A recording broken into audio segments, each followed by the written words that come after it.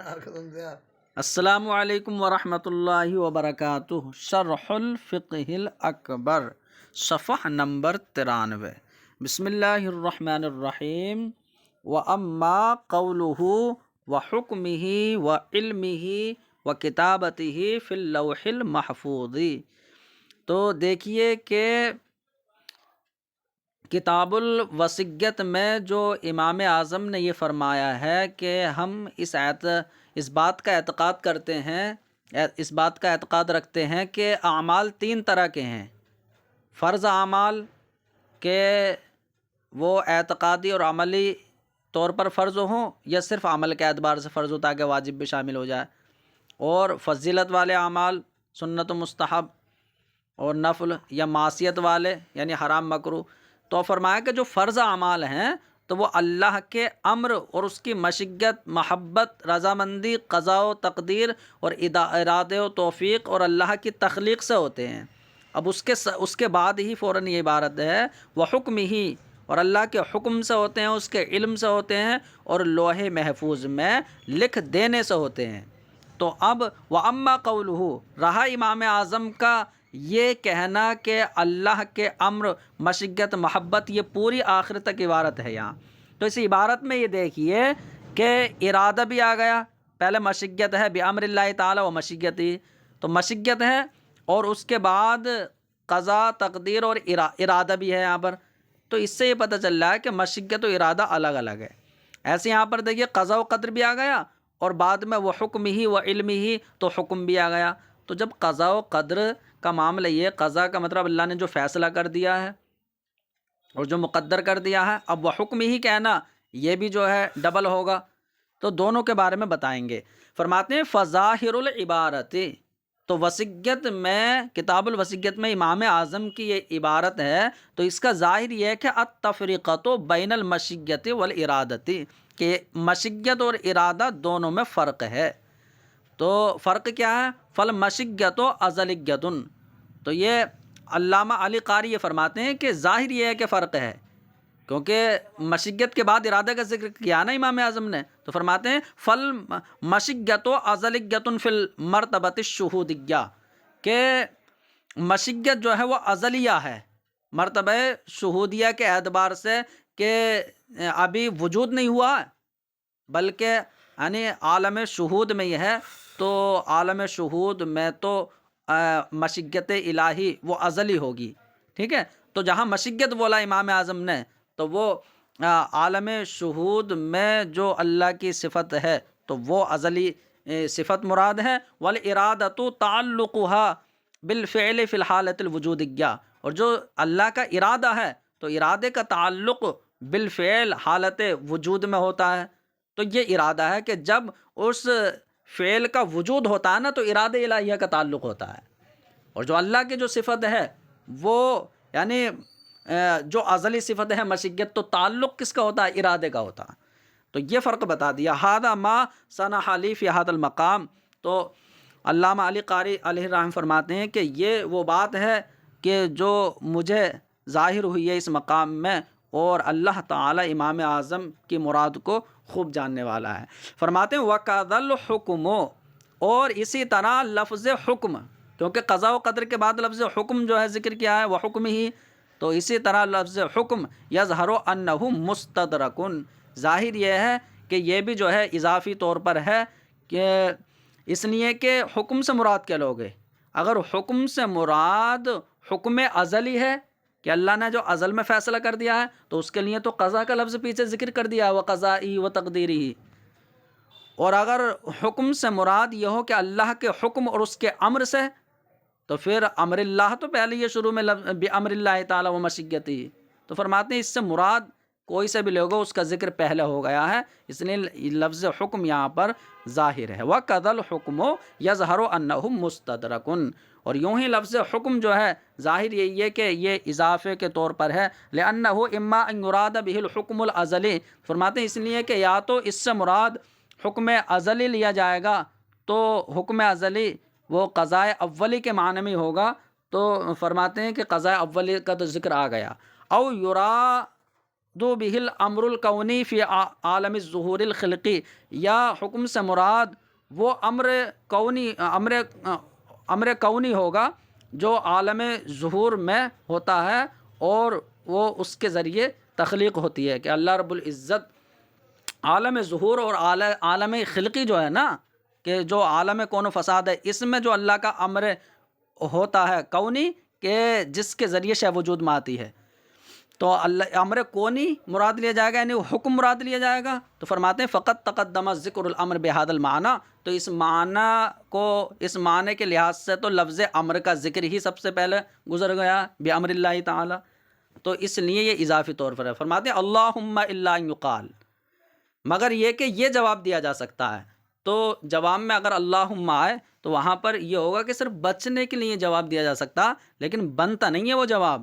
اللہم، مگر یہ کہ یہ کہا جا سکتا ہے بچنے کے لیے کہ انہما کالتاکید والتأیید فی المبنی، کہ صرف لفظ میں یہ تائید اور تاکید کی طرح ہیں یہ دونوں لفظ، کون کون سے؟ ارادہ اور حکم، تو خود تاکید نہیں ہے یہ، بلکہ کیونکہ تاکید تو لفظ میں تب ہوگی نا جب کہ بعینی ہی وہ لفظ ہوتا، تو بس یہ کہہ سکتے ہیں لفظ میں تائید اور تاکید کی طرح ہیں۔ ثم قولہ والفضیلۃ لیست بامر اللہ تعالی، پھر کتاب الوصیت میں جو امام اعظم کا یہ کہنا ہے کہ فضیلت یعنی جن اعمال میں فضیلت ہے، جو فضیلت والے اعمال ہیں، یعنی کہ سنت، مستحب، نفل، تو فرماتے ہیں یہ اللہ کے امر سے نہیں ہے، تو اللہ کے امر سے نہیں ہے، یہ جو امام اعظم نے فرمایا کہ فضیلت اللہ کے امر سے نہیں ہے، تو اس امر سے مراد کیا ہے؟ اگر اس امر سے مراد وہ امر ہوگا کہ جو قطعیت یا ظنیت کو واجب کرتا ہے، تب تو ٹھیک ہے کہ وہ اللہ کے اس امر سے نہیں ہے کہ جو امر وجوب کے لیے آتا ہے، ورنہ تو فضیلت وہ سنت، مستحب، نفل کریں گے وہ تو پھر واجب یا فرض ہو جائیں گے۔ تو فرماتے ہیں کہ فضیلت اللہ کے امر سے نہیں ہے، اگر اس امر سے مراد وہ نہیں ہے کہ جو امر وجوب کے لیے آتا ہے، تو پھر یہاں امر سے مراد ہوگا کہ فضیلت اللہ کے اس امر سے نہیں ہے، کہ جو امر اللہ کے اس امر سے نہیں ہے کہ جو امر وجوب کو ثابت کرتا ہے، بلکہ یہ اس امر میں داخل ہیں جو استحسان کے لیے آتا ہے، یہ ہو جائے گا، کیونکہ امر جو ہے استحباب و استحسان کے لیے بھی آتا ہے نا۔ تو فرماتے ہیں پھر امام اعظم کا قول کہ فضیلت یہ اللہ کے امر سے نہیں ہے، تو یہاں پر مراد یہ ہے کہ بالامری، اس امر کے ذریعے جو ہے فضیلت نہیں ہے کہ جو امر قطعیت یا ظنیت کو واجب کرتا ہے، ورنہ یعنی کہ ورنہ کا مطلب یہ ہے کہ فضیلت یہ ہوتی اللہ کے امر سے ہی ہے، کون سے اللہ کے امر سے؟ کہ جہاں امر استحباب کے لیے آتا ہے، ورنہ تو فضیلت والے اعمال یہ اس امر میں داخل ہوتے ہی ہیں کہ جو امر استحسان کا تقاضا کرتا ہے۔ فرماتے ہیں وَقَدَا مُنْدَرِجٌ فِي قَوْلِهِ، اور یوں ہی فضیلت یہ اللہ کے اس قول میں داخل ہے، کیونکہ فضیلت میں کیا ہوگا؟ سنت، مستحب، نفل والے اعمال، تو ظاہر سی بات ہے یہ اچھے اعمال ہیں، تو یہ اللہ کی رضامندی اور محبت تمام اس میں شامل ہوگی۔ فرماتے ہیں یوں ہی امام اعظم کے اس قول میں یہ داخل ہے فضیلت، یہ امام اعظم نے جو فرمایا وَلَٰكِن بِمَشِيَّتِهِ وَمَحَبَّتِهِ وَرَضَائِهِ، تو اس میں یہ شامل ہے کہ یہ اللہ کی مشیت سے ہوتے ہیں، اس کے محبت اور رضامندی سے، قضاء و تقدیر اور توفیق سے، تخلیق سے، ارادے سے، حکم سے، اور اللہ کے علم سے اور لوح محفوظ میں لکھ دینے سے۔ فرماتے ہیں فَنُؤْمِنُ بِاللَّوْحِ وَالْقَلَمِ وَبِجَمِيعِ مَا فِيهِ، تو ہم لوح و قلم پر ایمان رکھتے ہیں اور ان تمام چیزوں پر ایمان رکھتے ہیں کہ جو ان لوح میں ہیں، ٹھیک ہے۔ فرماتے ہیں وَالْمَعْصِيَةُ لَيْسَتْ بِأَمْرِ اللَّهِ، اور معصیت جو گناہ کے کام ہیں تو وہ اللہ کے امر سے نہیں ہے، وَلَٰكِن بِمَشِيَّتِهِ لَا بِمَحَبَّتِهِ، لیکن وہاں مشیت الہی شامل ہوتی ہے، وہ اللہ کی مشیت سے ہیں، لا بِمَحَبَّتِهِ، اللہ کی محبت اس میں شامل نہیں ہوتی، وَبِقَضَائِهِ، اور اللہ کے قضاء اور فیصلے سے تو ہیں وہ، لا برضائه، لیکن اللہ کی رضامندی شامل نہیں ہوتی، وبتقدیرہ وتخلیقہ، اور اللہ کی تقدیر و تخلیق سے تو ہوتے ہیں وہ معصیت والے کام، لا بتوفیقہ، لیکن توفیق الہی شامل نہیں ہوتی ہے، وبخذلانہ وعلمہ وکتابتہ فی اللوح المحفوظ، اور وہ اللہ رب العزت کے توفیق نہ دینے سے، تو خذلان کا مطلب یہ ہے کہ اللہ کا توفیق کو روک لینا، تو اللہ کے خذلان سے یعنی کہ توفیق نہ دینے سے اور اللہ کے علم سے اور لوح محفوظ میں لکھ دینے سے ہی وہ معصیت والے امور ہوتے ہیں۔ فرماتے ہیں وَأَمَّا مَا ذَكَرَهُ ابن الحمام فی المسائرۃ من أَنَّهُ نُقِلَ عَنْ أَبِي حَنِيفَةَ مَا يَدُلُّ عَلَى جَعْلِ الْإِرَادَةِ مِنْ جِنْسِ الرَّضَى وَالْمَحَبَّةِ لَلْمَشِيَّةِ، فرماتے ہیں اور وہ بات کہ جس کو ابن حمام نے مسائرہ میں ذکر کیا ہے کہ امام اعظم سے یہ مسئلہ منقول ہے، اور وہ مسئلہ ایسا ہے یدل علی جعل الارادتی، کہ جو ارادے کے جن سے رضا اور محبت سے ہونے پر دلالت کرتا ہے، یعنی نہ کہ مشیت۔ ٹھیک ہے کہ ارادہ یہ تو رضا اور محبت کے جنس سے ہے لیکن مشیت نہیں ہے، تو اس کا مطلب یہ ہے کہ امام اعظم سے ایسا مسئلہ منقول ہے کہ جو اس بات پر دلالت کرتا ہے کہ ارادہ تو رضا اور محبت کی جنس سے قرار دیا گیا ہے لل مشیت، لیکن مشیت نہیں۔ فرماتے ہیں لما رویہ عنہ، وہ ہے کہاں پر؟ تو فرماتے ہیں کہ جیسے کہ امام اعظم سے مروی ہے کہ من قال لامراتی، کہ جو اپنی بیوی سے کہا شئت طلاقکی، کہ میں تیری طلاق کو میں نے چاہا، ونوا ہو اور اس طلاق کی نیت بھی کر لی ہے، تو طلقت، تو عورت پر وقوع طلاق ہو جائے گا، عورت پر طلاق واقع ہو جائے گی۔ ولو قال اردتہ او احببتہ او رضیتہ، تو فرماتے ہیں اور اگر اس نے یہ کہا کہ میں نے طلاق کا ارادہ کیا یا طلاق کو پسند کیا، طلاق سے راضی ہوا اور طلاق کی نیت کی، تو لا یقع، تو طلاق واقع نہیں ہوگی۔ تو پتہ چلا کہ ارادہ جو ہے وہ محبت اور رضا کے جنس سے ہے، تینوں ایک ساتھ ہیں یہ، لیکن مشیت سے طلاق واقع ہو جائے گی۔ تو فرماتے ہیں کہ یہاں طلاق واقع نہیں ہوگی۔ علی تفرقۃ ہذہ الصفات فی العباد، تو فرماتے ہیں کہ اس بنیاد پر کہ بندوں میں یہ صفات الگ الگ ہوتی ہیں، تو اس بنیاد پر یہاں ان میں فرق ہے۔ فلیس کما قال فانہ مخالف لما علیہ اکثر اہل السنت، تو فرماتے ہیں کہ ایسا نہیں ہے کہ جیسا کہ یہ بات کہیے کہ یہ اس موقف کے یعنی اکثر اہل سنت کے موقف کے خلاف ہے، تو یہ جو بات کہی ہے نا کہ یہ اکثر اہل سنت کے موقف کے خلاف ہے، تو یہ نہیں ہے، ان کے خلاف نہیں ہوا ہے۔ وقد ثبت عنہ علیہ الصلاۃ والسلام ما اجمع علیہ السلف، تو فرماتے ہیں اور حضور صلی اللہ علیہ وسلم سے بھی ایسی بات ثابت ہے کہ جس پر اسلاف کرام کا اجماع ہے، کہ وہ یہ ہے کہ ما شاء اللہ کان ومن لم یشاء لم یکن، کہ جو اللہ نے چاہا تو وہ ہوا اور جو نہ چاہا تو وہ نہیں ہوا۔ تو یہاں پر دیکھیے کہ مشیت اللہ رب العزت کی جو ہے، تو پتہ چلا کہ بندوں میں یہ صفات الگ ہیں، اور یہ اکثر اہل سنت کے موقف کے خلاف بھی نہیں ہوا، اس لیے کہ بندوں میں ارادہ اور مشیت الگ ہے، اور جو اللہ کا ارادہ ہوگا وہ اس کی مشیت ہوگی۔ تو حضور سے یہ ثابت ہے نا کہ حضور نے فرمایا کہ جو اللہ نے چاہا، یعنی کہ جو اللہ نے ارادہ کیا وہ ہوا، اور جو اللہ نے نہ چاہا، ارادہ نہیں کیا، وہ نہیں ہوا، تو وہاں ارادہ و مشیت ایک ہے۔ وہی فرماتے ہیں کہ وقد خالفت المعتزلۃ فی ہذین الاصلین، اور معتزلہ نے ان دونوں اصل میں اختلاف کیا ہے۔ تو دیکھو یہاں پر ایک اصل تو یہ ہے کہ طاعات ہیں تو وہ بھی ارادے الہیہ سے ہوتی ہیں، اور جو معصیت ہیں، معاصی ہیں، وہ بھی اللہ کا ارادہ یعنی ان میں شامل ہوتا ہے، اللہ کے ارادے اور مشیت سے ہوتی ہیں۔ تو معتزلہ نے ایک تو اس میں اختلاف کیا کہ اللہ جو ہے وہ شر کا ارادہ نہیں کرتا،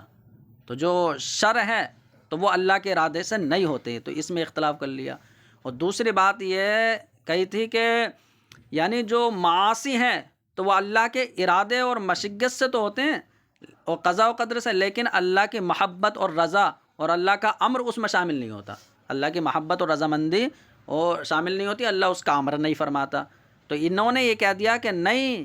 جہاں پر اللہ کا ارادہ ہوگا تو وہاں محبت اور رضامندی ضرور ہوگی۔ انہوں نے یہ تو انہوں نے دونوں اصلوں میں اختلاف کر لیا۔ فرماتے ہیں معتزلہ کا اختلاف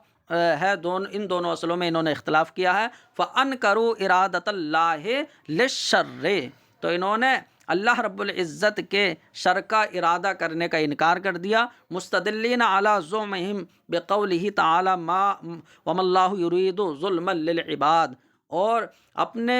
زعم کی بنیاد پر انہوں نے اللہ کے اس قول سے استدلال کیا ہے کہ اللہ بندوں پر ظلم کا ارادہ نہیں فرماتا۔ تو اللہ جب ظلم کا ارادہ نہیں کرتا ہے تو ظلم کیا ہے؟ وہ شر ہے، تو شر کا ارادہ نہیں کرتا۔ اور وبقولہ، اور اللہ کے اس قول سے استدلال کیا کہ ولا یرضی لعبادہ الکفر، اللہ اپنے بندوں کے لیے کفر سے راضی نہیں ہوتا ہے۔ تو جب راضی نہیں ہوتا ہے تو ارادہ بھی نہیں ہے،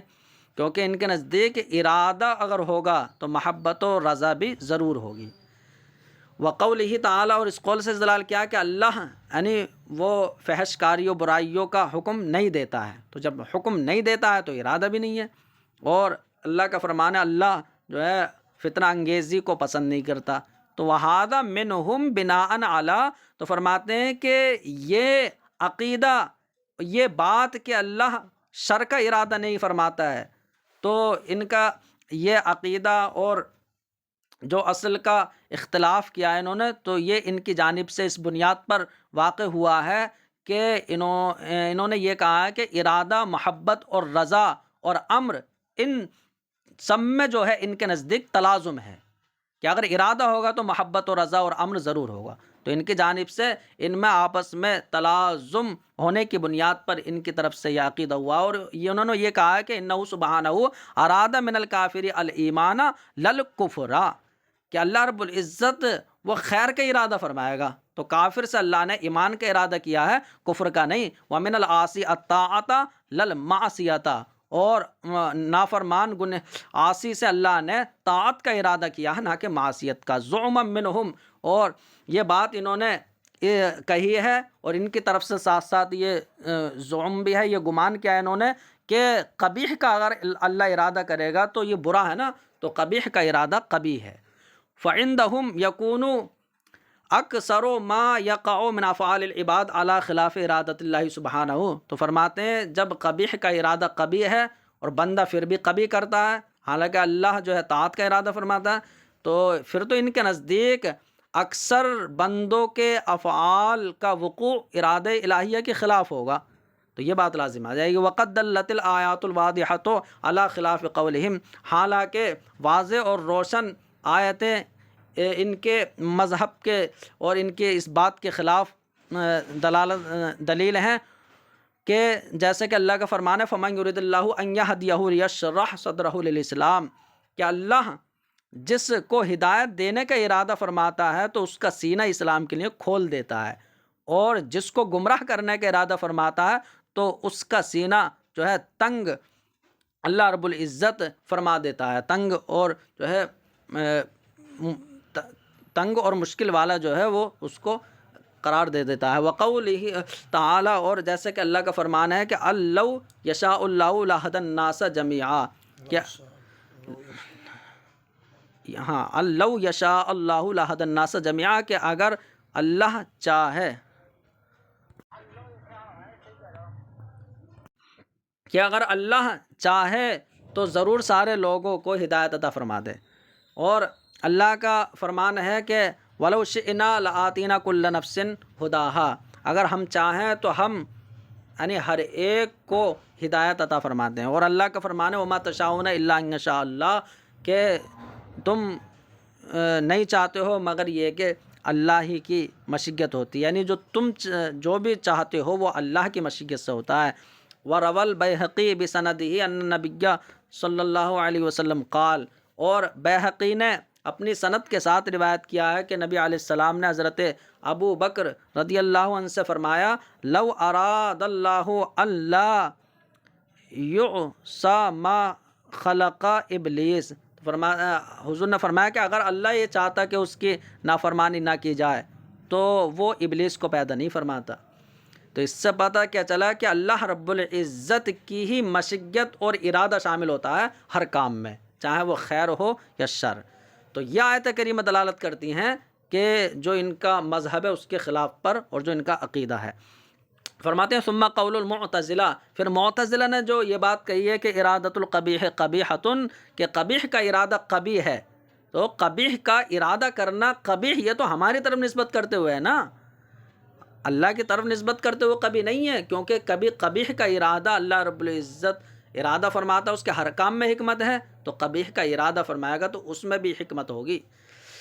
تو وہی فرماتے ہیں کہ قبیح کا ارادہ کبھی ہے، ہوا بالنسبت الینا، یا ہماری طرف نسبت کرتے ہوئے ہے، رہا اللہ کی طرف نسبت کرتے ہوئے تو یہ ایسا نہیں، یعنی قبیح نہیں ہے۔ فإنها قد تكون مقرونة بحکمت تقتضی ہنالک، تو فرماتے ہیں اس لیے کہ قبیح کا ارادہ کرنے میں کبھی ایسی حکمت ہوتی ہے، ایسی حکمت کے ساتھ وہ متصل ہوتا ہے کہ جو وہاں کا تقاضا کرتی، وہاں کے لائق ہے۔ تو اب اللہ رب العزت اگر قبیح کا ارادہ فرماتا ہے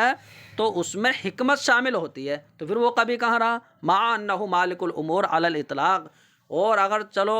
مان لو کہ وہاں حکمت نہ بھی ہے تو پھر تو مطلقاً اللہ سارے امور کا مالک ہے نا، تو جو چاہے اللہ کرے، تو اس کی یہ بادشاہت اور سلطنت ہے، تو بادشاہ سے نہیں پوچھا جائے گا۔ فرماتے ہیں باوجود ساتھ ساتھ یہ ہے کہ اللہ مطلقاً سارے امور کا مالک ہے، جیسے کہ اللہ کا فرمان یفعل اللہ ما یشاء، کہ اللہ کرتا ہے جو چاہے، اور اللہ کا فرمان ہے ان اللہ یحکم ما یرید، اور بے شک اللہ حکم دیتا ہے اس کا جو ارادہ کرے، اور لا یسأل عما یفعل، جو اللہ کرتا ہے تو اللہ سے اس کے بارے میں نہیں پوچھا جائے گا، بلکہ بندے جو کرتے ہیں تو بندوں سے پوچھا جائے گا۔ اور اس کا مطلب یہ ہے کہ اللہ رب العزت کی یہ حکومت، سلطنت، بادشاہت ہے، تو جو چاہے وہ کرے، تو اگر قبیح کا ارادہ کرے یا خیر کا ارادہ کرے تو تمام جو ہے اللہ کا ارادہ یہ نہیں کہا جائے گا قبیح ہے۔ تو فرماتے ہیں دیکھیے وحکیہ ان القاضیہ عبد الجبار الحمدانی کہ بیان کیا گیا ہے کہ قاضی عبد الجبار حمدانی احد الشیوخ المعتزلہ دخل علی الصاحب ابن عباد وعنده الاستاذ ابو اسحاق الاسفرائینی احد ائمت اہل سنت۔ تو قاضی عبد الجبار حمدانی کے جو معتزلہ کے ایک شیخ ہیں، تو وہ صاحب ابن عباد کے پاس آئے، اور ان کے پاس استاذ ابو اسحاق اسفرائینی کے جو اہل سنت کے ایک امام ہیں وہ موجود تھے۔ فلما رأى الاستاذہ، تو جب قاضی جو معتزلی شیخ ہیں انہوں نے استاذ اسفرائینی کو دیکھا تو ایسی بات کہی کہ جس سے اس کا یعنی عقیدہ ظاہر ہو،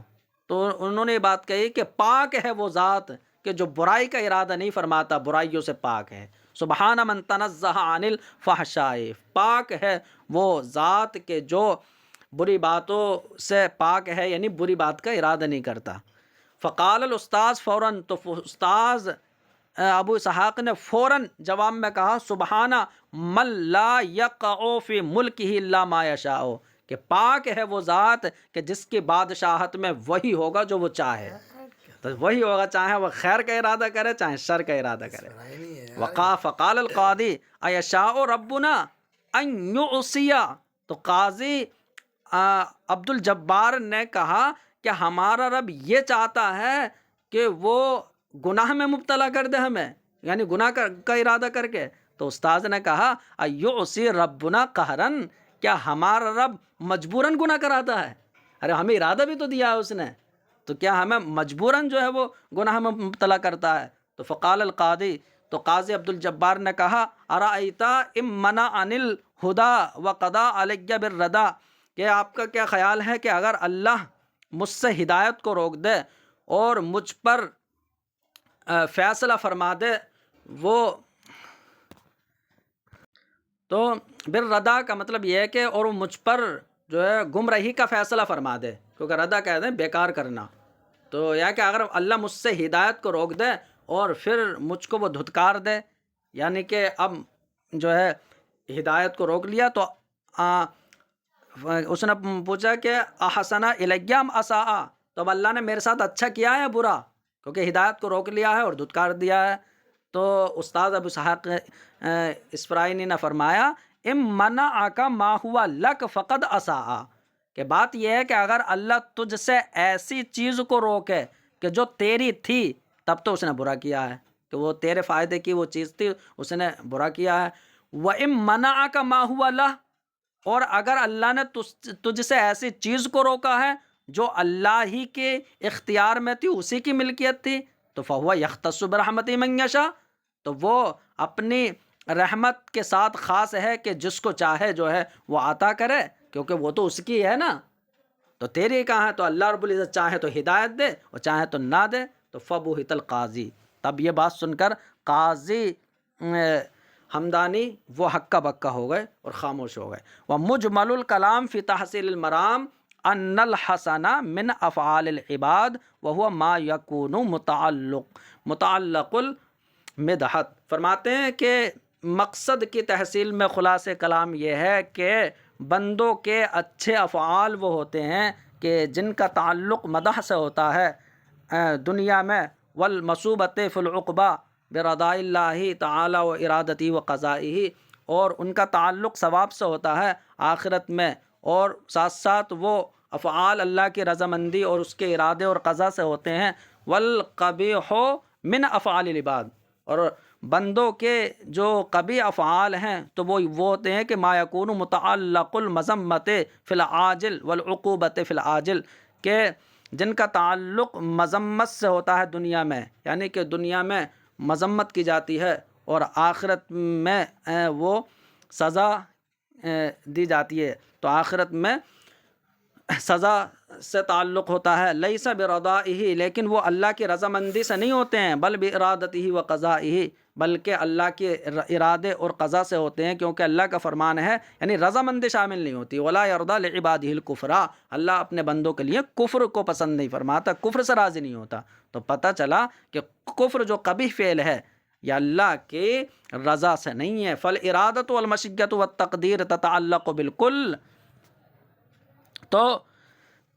ارادہ اور مشیت اور تقدیر یہ سب سے متعلق ہو جائیں گی، تو سب کا تعلق ارادے سے ہے، چاہے طاعت ہو یا معصیت ہو، مشیت اور اللہ کے قضاء و قدر سے ہے۔ لیکن فرماتے ہیں والرضا والمحبت والامر، اور اللہ کی رضامندی اور پسندیدگی اور اللہ کا حکم یہ اچھے افعال سے متعلق ہوتا ہے، دون القبیح من الفعل، یہ قبیح فعل سے متعلق نہیں ہوتا۔ حیث امرہم بالایمان، کیونکہ اللہ نے لوگوں کو ایمان کا حکم دیا ہے، باوجود یہ کہ اللہ کے علم میں یہ ہے کہ وہ کفر پر ہی مریں گے، پھر بھی اللہ نے ایمان کا حکم دیا۔ کیوں؟ کیونکہ اللہ امر فرماتا اچھے کام کا۔ ثم علم ان الطاعت بحسب الطاقت، پھر یہ بھی بات جان لو کہ طاعت جو ہے وہ طاقت کے حساب سے ہوتی ہے، جیسا کہ اللہ کا فرمان ہے کہ اللہ کسی نفس کو مکلف نہیں بناتا مگر اس کی طاقت بھر، یعنی تو وسعہا کا مطلب ہے ای قدرتہا، تو اس کی قدرت کے حساب سے اللہ مکلف بناتا ہے۔ وقدرۃ العبد التی یسیر بها اہل لتکلیف الطاعہ، تو فرماتے ہیں کہ بندے کی قدرت وہ ہے کہ جس کے ذریعے وہ طاعت کی تکلیف کا اہل بنتا ہے، کہ جس کی وجہ سے بندہ مکلف بنتا ہے، تو وہ بندے کی قدرت ہے۔ اور وہ ہے کیا؟ تو فرماتے ہیں وہ قدرت سلامت الآلۃ التی بها یؤدی ما یجب علیہ من المعرفۃ والعبادہ، تو وہ قدرت ان آلات کا صحیح و سالم ہونا ہے کہ جن آلات کے ذریعے بندہ اس معرفت اور عبادت کو بجا لاتا ہے کہ جو اس پر واجب ہوتی ہے۔ فلذا لا یکلف الصبی والمجنون بالایمان، اسی وجہ سے نابالغ بچہ اور مجنون کو ایمان کا مکلف نہیں بنایا جاتا، نہ گونگے کو اقرار باللسان کا مکلف بنایا جاتا، نہ اس مریض کو کہ جو کھڑے ہونے سے عاجز ہو قیام کا مکلف بنایا جاتا ہے۔ یہی احسان کا مقام ہے، تو مقام احسان میں مکلف نہیں بنایا جاتا ہے کیونکہ یہ ان کی طاقت میں نہیں ہے۔ فکان ابو جہل غیر مسلوب العقل، تو ابو جہل کی عقل ختم نہیں تھی، وہ عقل والا تھا۔ ولم یکن لہ ان یقول، تو جب وہ عقل والا تھا، وہ پاگل نہیں تھا، تو اب اس کے لیے گنجائش یہ نہیں ہوگی کہ وہ یہ کہے کہ لا اقدر علی ان اصدق و اعترف، کہ میں اس پر قادر نہیں تھا کہ میں تصدیق کرتا اعتراف کرتا، کیونکہ اس کا یہ مکلف ہے، اسے اتنی قدرت دی ہے۔ وَقَدَ الْمُؤْمِنُ الصَّحِيحُ التَّارِكُ لِلصَّلَاةِ، فرماتے ہیں یوں ہی صحیح سالم بالکل ایمان والا جو نماز چھوڑتا ہو، اس کے لیے یہ گنجائش نہیں ہوگی کہ وہ یہ کہے کہ لا اقدر ان اصلی، میں نماز پڑھنے پر قادر نہیں تھا۔